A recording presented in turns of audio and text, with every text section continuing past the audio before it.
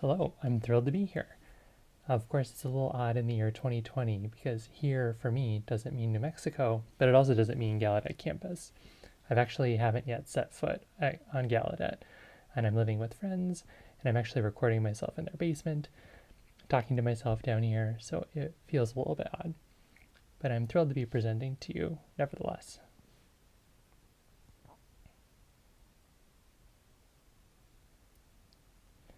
As this year has dragged on, I'm thinking a lot about experiences that I have in connection with HDLS that I really miss. Really, HDLS is one of my favorite conferences. Every 2 years we all get together and I enjoy it a lot. So here are some examples. Getting up in the morning, heading to the Student Union building, the sub, grabbing some coffee, sitting down outside where it's pretty chilly but sunny, talking with friends, catching up with people, until finally it's time to go into the second floor for those presentation rooms with the great names. And then when the meetings are finished in the morning and it's lunchtime, getting a group of people to head across the street to Frontier for New Mexico burritos for lunch. These are the kinds of things that I miss right now, these HDLS activities. But of course, I really appreciate the graduate student organizers, all the work that they've done to shift online. That's not easy. Major props to you guys. And thank you so much for your work.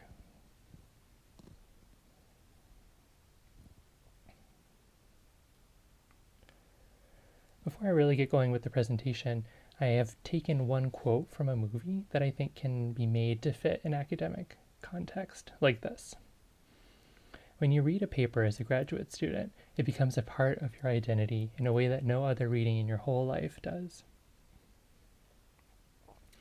For me, in my experience, that's definitely a true experience.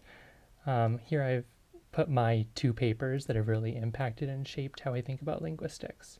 Hay and Buy-in, 2005, and Bybee, 2006.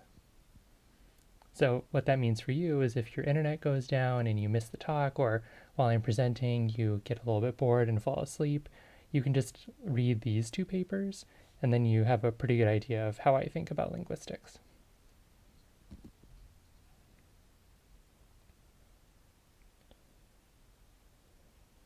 So I've sort of summarized my basic research question in one question here. So if we think about the ASL sign rope, which looks like this, it's made with this hand shape. It's called an R hand shape. And so my question is, what's going on with this hand shape, this R hand shape? Does it have a meaning? Is it some minimal unit of meaning? Or no, is it the case that actually it's just a unit that has no meaning? It's a minimal unit of form only. I'm curious how we can classify this hand shape and what it's doing.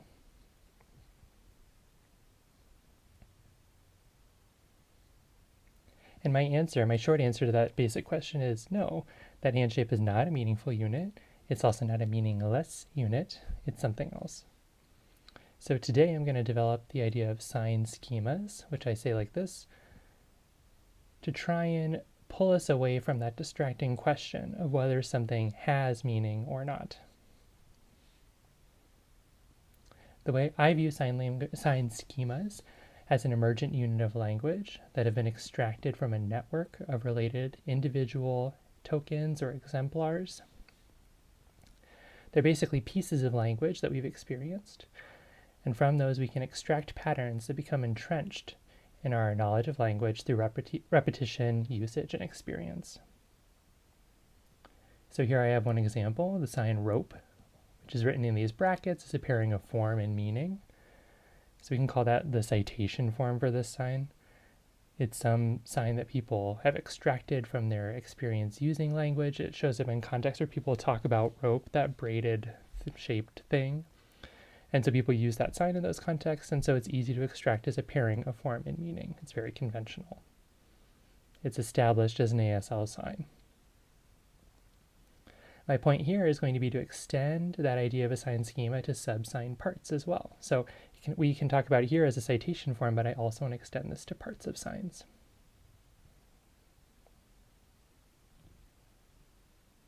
So here are the steps that I'm going to go through for that argument to talk about how to establish this idea of sign schemas.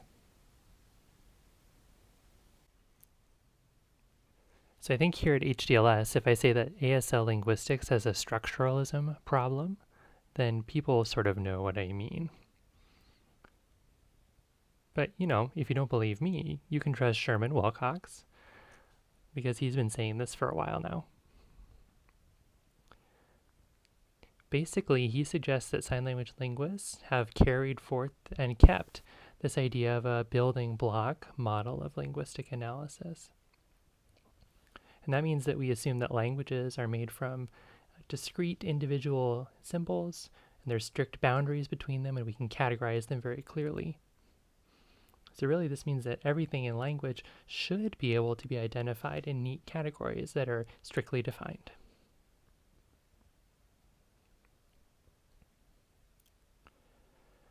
Here I've listed a few examples of the kinds of questions that people might ask from this structuralist point of view. Basically, they all have in common that people are trying to figure out how to categorize and separate clearly different types of language phenomena. How do you put things in one category, or how do you define that it fits into another? And really, my problem with these kinds of questions in this view is that there's not a lot of room for variation or for context or for individual people to vary in their interpretations of language phenomena. They might be different from another person. So there's not a lot of space to talk about those issues here.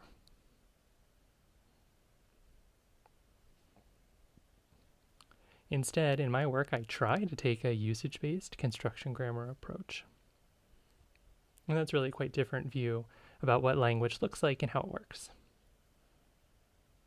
So we think that linguistic knowledge is emergent from language use, and that from that language use, we extract learned pairings of form and meaning called constructions.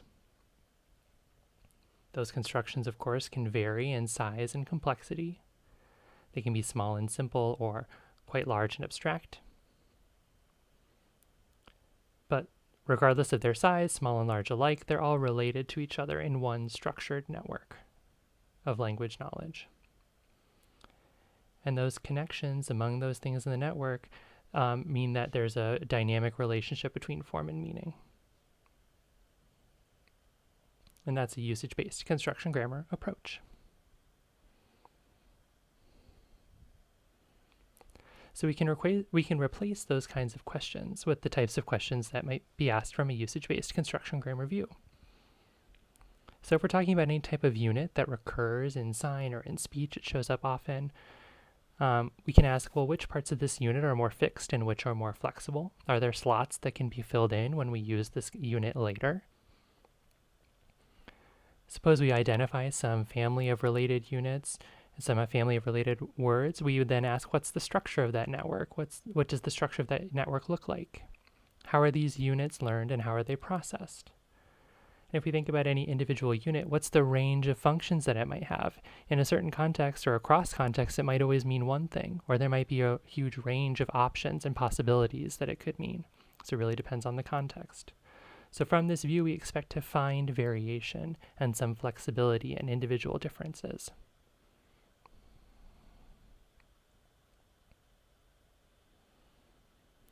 So let's get right to it.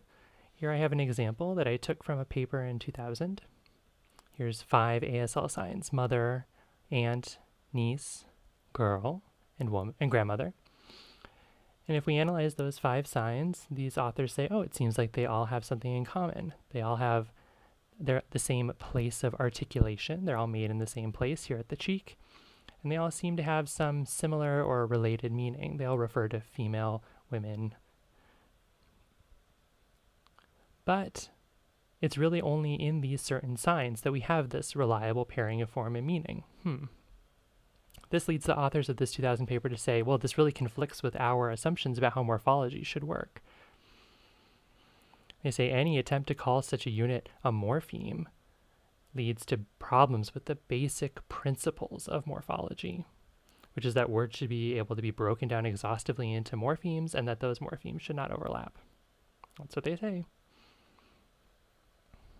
So this is a structuralist assumption that we should have one kind of structure or another.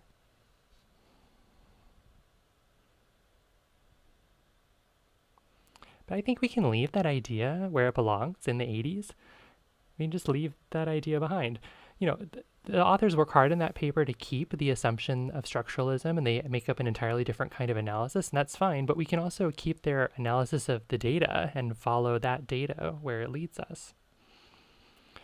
So here I've taken pictures to show many different ASL signs. So we've got girl, mother, grandmother, woman, sister, daughter, aunt, and niece. It seems to me like we've got 3 categories here.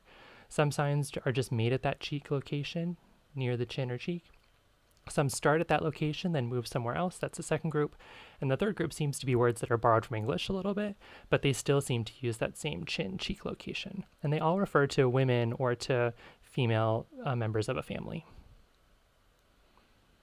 And so looking at this group of signs, it seems like we can just extract one pattern and say that, yes, indeed, there's a schema that describes the structure in this family of signs. They all share some location in common, and they also share some element of meaning as well. That's what I mean when I say a sign schema. I just literally write it down in brackets.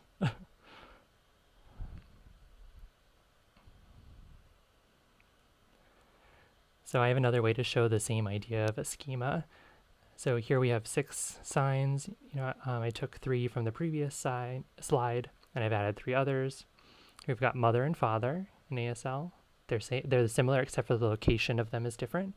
Brother and sister, same idea. Nephew and niece.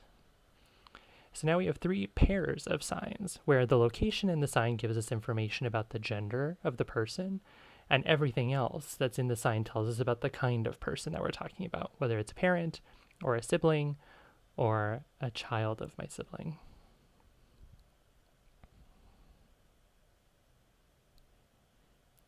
So that means we can connect things in this family. So we can see a few patterns when we make those connections.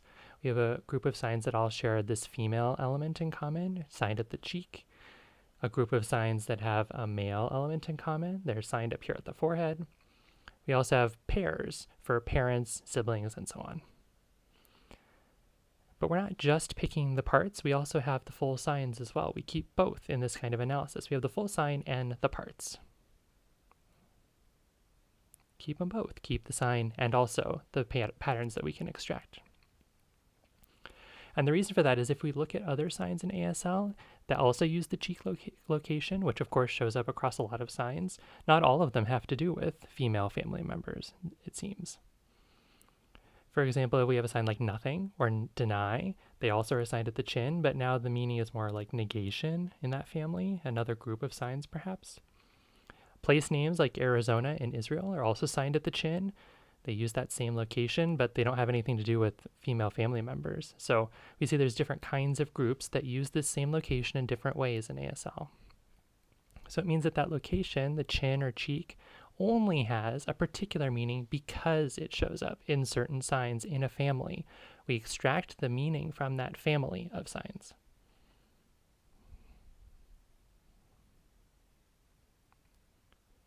So this is a basic summary of this first section. So things that I called the citation forms, individual signs, they are extracted from instances of language use in context. And we can apply that same idea to partially filled sign schemas. They also have slots that can be filled with other parts of signs to make new signs. They're also extracted from language use. And that means that from a usage-based construction grammar view, whole words and the parts of signs that are extracted from them exist together in a network of related constructions. So really, we have to conclude then that sign parts don't have their own meanings, except because of the fact that they show up in certain signs. So some parts of signs show up in related signs, and it's from there that we can extract some meaning along with the parts. Because they're showing up in whole signs, it seems like they have some meaning.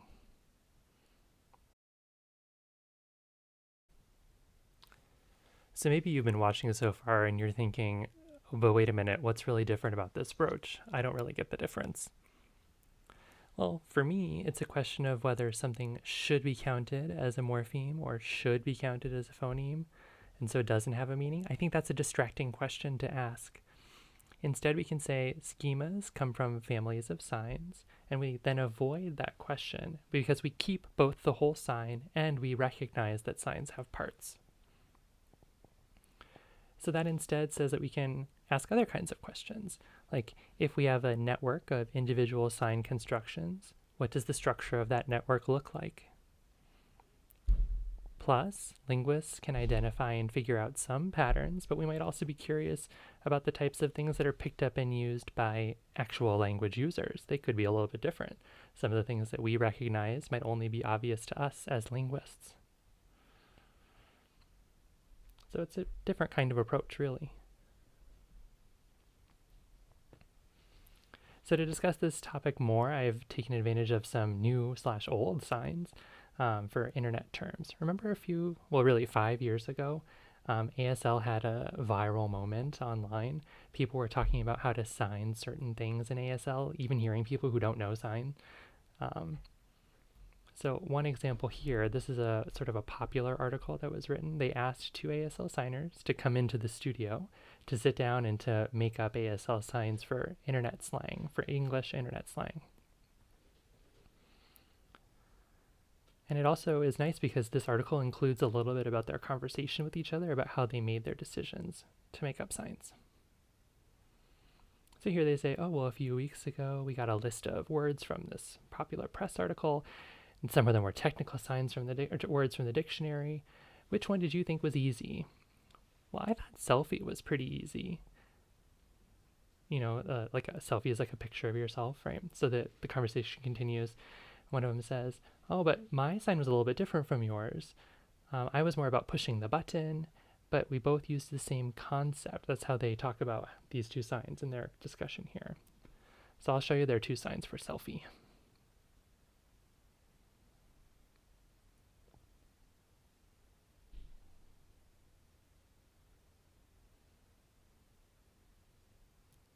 Selfie, okay.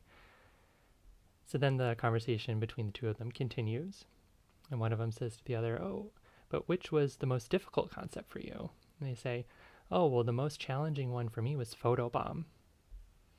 Really, it was quite a challenge. I asked other people in the community how they thought about that sign, and it generated a lot of different opinions.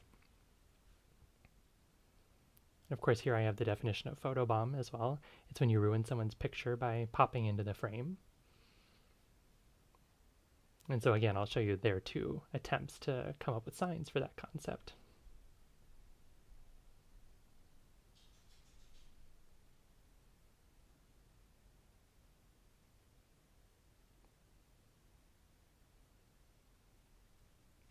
Photobomb.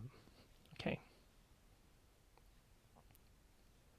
Of course, you can't have something online that's talking about ASL without involving Niall DeMarco, the deaf model. So a few months later, he was involved in another popular article that was also talking about ASL internet signs. And so here are Niall's 2 signs for those 2 concepts that we were just talking about, selfie and photobomb.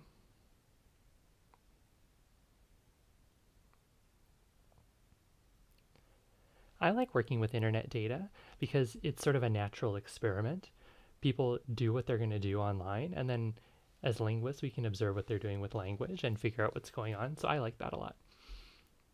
But if you think about those examples that I just showed you as a sort of natural linguistic elicitation task, in this task, some ASL signers were asked to come up with ASL signs that applied to certain English internet slang words. So it really means that they were drawing and thinking about the ways that ASL can be translated from an English form meaning pairing to an appropriate ASL sign form meaning pairing. That was sort of the job that they were doing. And so I'm assuming that the types of strategies that they were using probably drew on their available ASL sign schemas, the types of patterns that they had learned from using ASL. Of course, what's missing here is that there's no information about what happens, when you make up the sign, that's fine, but then in the time after that, what happens? Does it go away? Does it change to become easier? Do people drop that sign and use a different one? We don't really know anything about what happens to the signs. But here we can still talk about at the individual moment of creation, what can we learn about what's available to ASL signers for this project?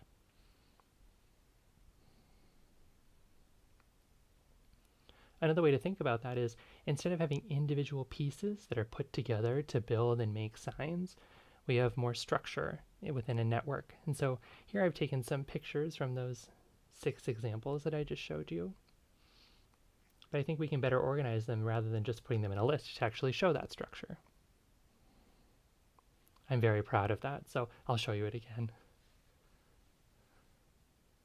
Oh, yeah. So here we have a few groups to show the relationship between form and meaning among these signs. So a few of the pictures are related to the camera itself. A few are more about the act of taking the picture. Then we have a description about people moving into the frame. And so there's a few overlapping things here. So some of the pairings of form and meaning look pretty similar. So that's how they can be grouped like this, rather than just listing them. But there's actually some network structure here that we can see.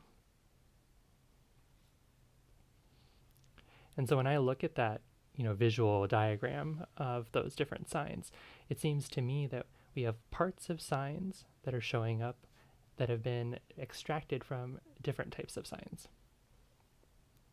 And so we can figure out, using those signs, what types of ASL motivations there are. So about people moving their head and showing up into a picture frame. That idea of using the fist for that also shows up in a sign like yes for nodding, or blowing back your head when you're shocked by something, or shrinking down when you've been chewed out by someone. So we have a lot of signs in ASL where the head is represented with a fist like this. So it's not that surprising that people would move their fist in that way to show a head popping into frame. Similarly with the light source, that shows up in signs like snapshot, sun, and film. So there's a lot of conventional ASL signs that use this hand shape to show a certain kind of light source or a certain kind of meaning. So my analysis here is that, well, these new signs are made possible or potentiated. That's a large word that I learned from my PhD advisor, Farrell Ackerman. But the new signs can be made possible or potentiated by other established signs that are shared and conventional in ASL. So here again, we have sign schemas at work.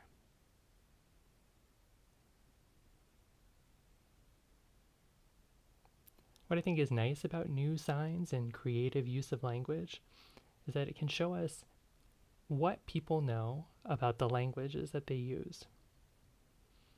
New signs can reveal the types of sign schemas or parts of signs or signs with slots that are available for people to take and use more productively or more creatively. And so I'm going to suggest that we can think about making creative signs and making new signs as a type of analogy. So we have an extension of some pattern that already exists among existing signs, and it's applied to a new situation or a new context. We're not building up signs from smaller parts, but we're really stretching the things that we have to new contexts.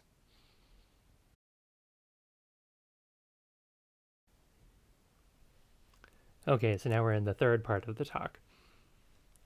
So we're talking about parts of signs, whole signs, and beyond. So far I've been discussing parts of signs, sub-sign units, and saying that they emerge from whole words as extractions that are pairings of meaning and form. But that really just pushes the question of where do whole words come from? I've already sort of suggested that I think they come from how people use language and context and sentences and interaction with each other. From those, we can extract recurring signs, and from those recurring signs, we can extract recurring parts. So from a usage-based construction grammar approach, we say that people extract parts from their full experience from a full usage event. They can extract patterns. From repeated phrases and patterns, people can extract linguistic units.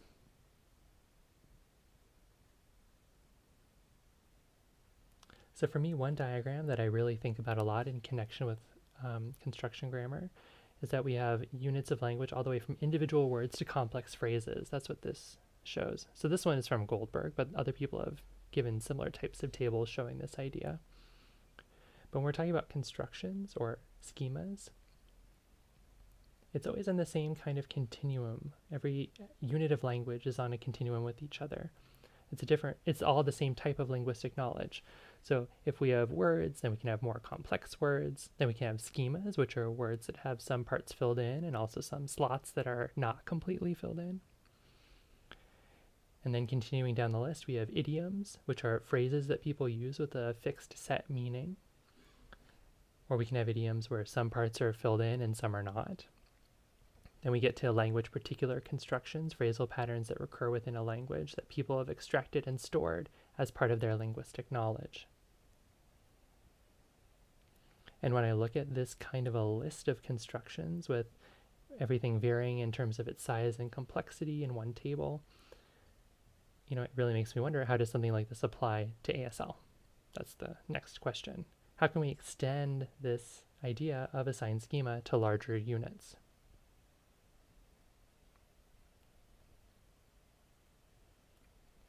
So here I have a few examples, and on the next few slides I'll also try and figure out what are the things that we can put in this table to fill in the different types of constructions. So starting at the top, of course, we have words like we've been talking about. A sign like mother in ASL, it's an individual pairing of form and meaning, great.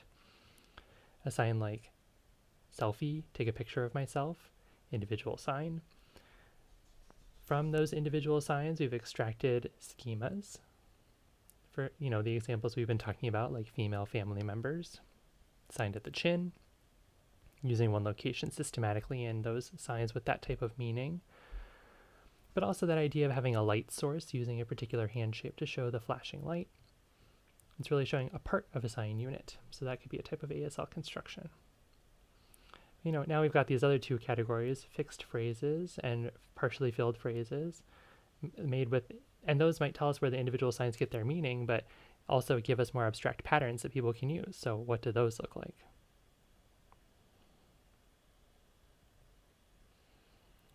So I've been thinking about this a lot recently and, want to continue thinking about it as well. So this is more suggestive at this point. But it seems to me that when people use ASL phrases like deaf people tend to do something, deaf people tend to joke with each other, that combination of signs, deaf being, is a good example of a fixed phrase or a collocation in ASL. Maybe the type of thing that we would look for as a construction that people like to talk about. Another example, not wild about something. I've never really seen the sign wild about on its own. It always has to follow not. So those are two signs that really belong together. It's another example of a collocation.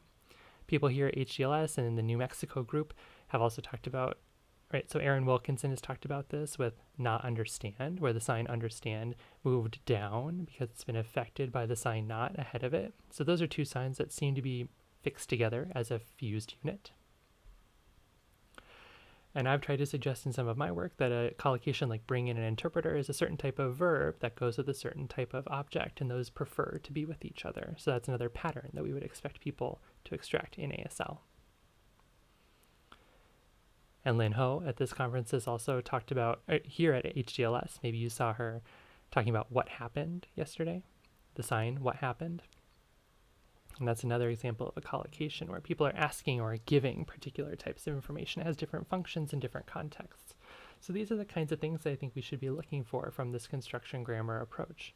And so I have a few ideas about how these can be filled in, but of course it would be better to fill in more. So if any graduate students are looking for research topics, I think it'd be great to start here, the types of phrases that are fixed in ASL, and how do we add other examples to this area of the table.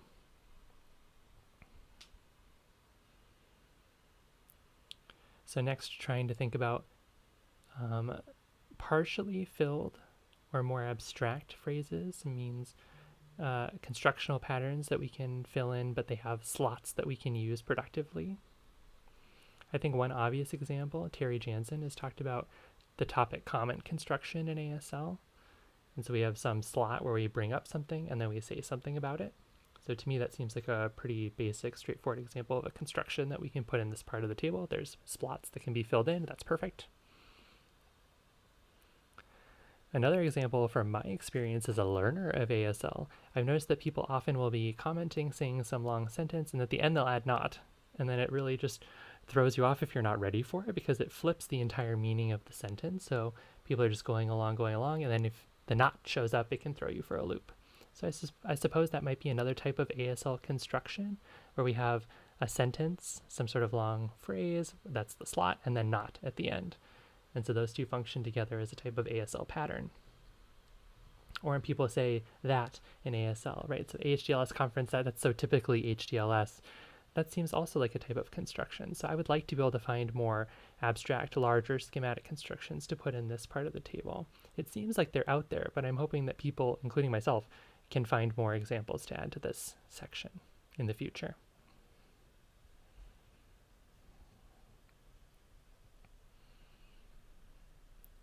Maybe now some of you, especially the Europeans and the Australians in the audience, who are more advanced than the ASL community, the ASL linguistics community, might be saying, well, people have actually already tried to do this. People have tried to talk about idioms in sign languages. They've already tried this.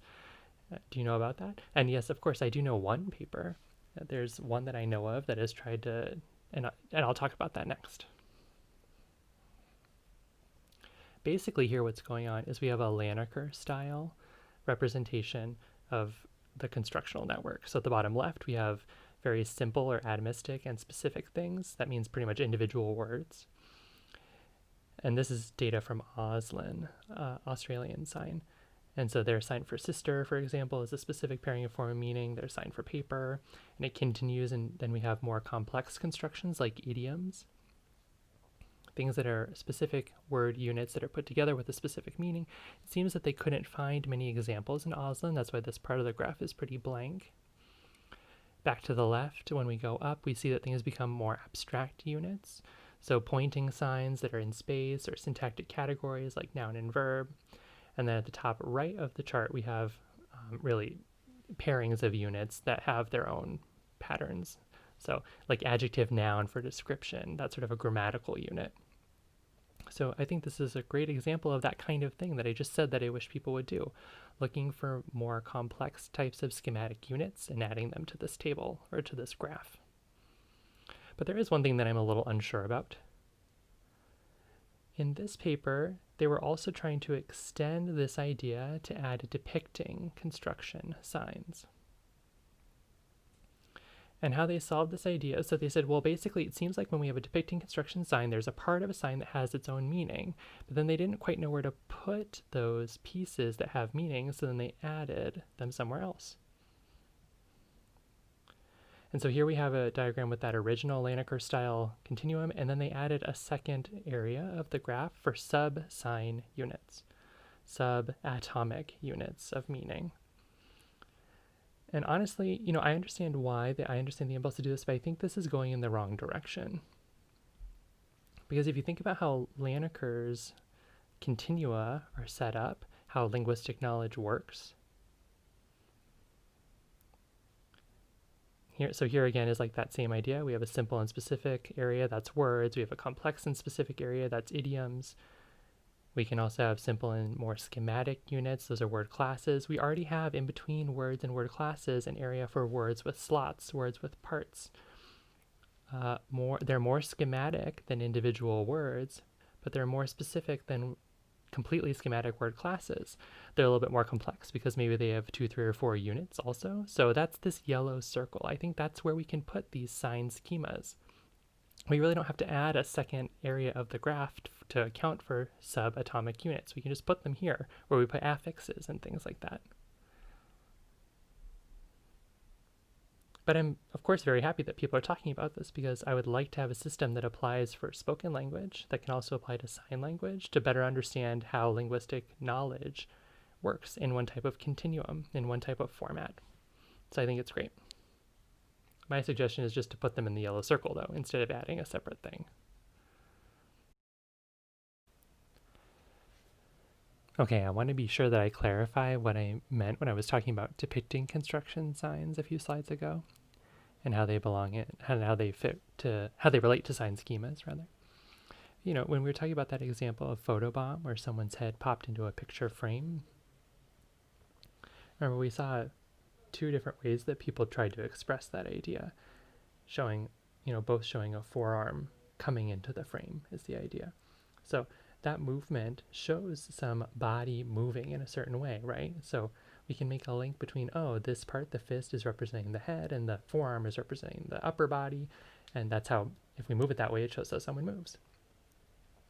So of course it does seem like we have some type of sub-sign unit that has been abstracted from other full signs. And so when we have full signs as pairings of form and meaning, and we draw new types of patterns out of them, and when they recur again and again, I think that's what people are talking about when they're talking about depicting constructions, how people conceptualize the meaning that's associated with some form. We see some representation there, and we want to be able to take advantage of it to use it in other signs as well.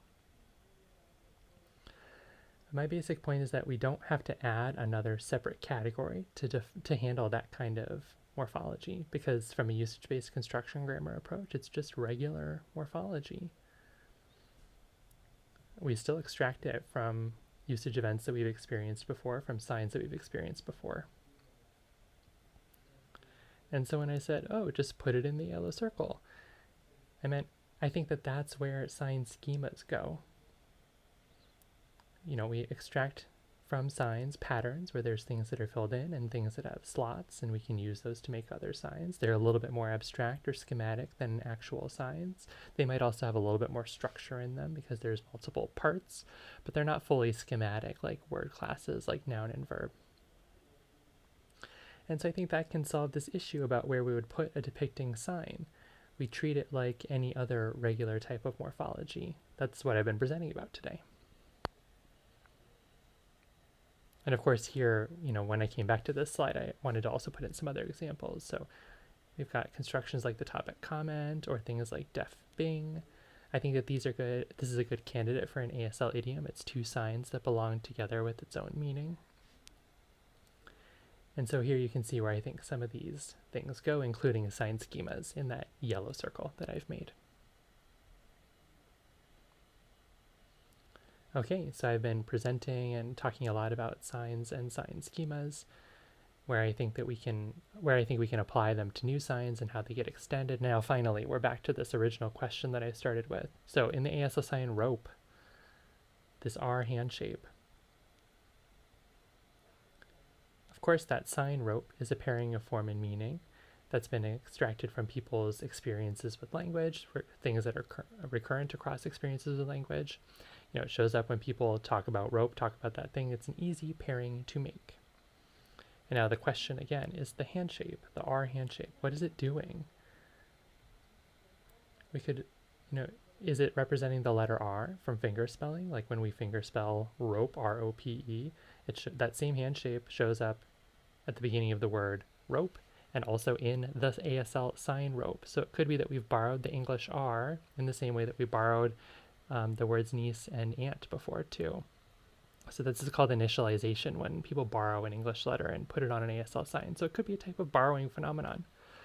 But also if you look at the sign rope, it seems like we've got some shape that's being shown here. So like a rope looks like this. It's got this coiled, twisted shape. And so the twisting of the fingers could be representing the twisted shape, the braided shape of a typical rope. So that means we've got these two options, right? Is it either representing the letter R or representing a certain type of shape? Is it depicting this braided shape? So I guess that's the question. And so if you wanted to support one of these approaches, you could say, well, I think it's showing a braided shape. You could find other examples of signs that also seem to have this same depicting function where the form and the meaning are matched. So a sign like cigar in ASL is also made with this R hand shape. It doesn't, the English word doesn't start with an R, but it shows up to show this twisting shape in the ASL sign cigar. Another sign like braids, which is made like this. Again, the R hand shape shows that twisted braided shape of braids. So here we have a family of signs in ASL where the R hand shape is representing some kind of braided, twisted shape. So we could say that in this family we are depicting something in the same way across these specific signs, and those feed into a more abstract sign schema where we have a pairing of a particular hand shape with a particular meaning within that family of signs. But of course, we also have other signs in another family too. In ASL, we have a sign like report, which is made with an R hand shape, roll, which is made with an R hand shape. And those two words in English start with an R. Those two words in English start with an R, and sometimes when they're translated into ASL, the sign that we use also has an R hand shape included. So that means that there's a second other pattern in ASL where some signs, the hand shape seems to be an R hand shape that represents the R letter. What's interesting about the sign rope, of course, is that it matches both of these patterns at the same time. It shows the braided shape of a rope, and it also represents the English letter R. There's no conflict here. It does both. So to me, this seems to suggest that when we look at ASL signs, we can find at least two R hand shape schemas, depending on the type of meaning that is used in the family of signs that we're talking about, where that hand shape shows up, which is sort of parallel to that cheek example that we were talking about earlier, where it either means female family members or negation or places. It depends on the family that we extract this element from. This element doesn't have meaning on its own, but it really depends on the meaning of related signs that it belongs in. And of course, rope goes with both of these hand shape schemas.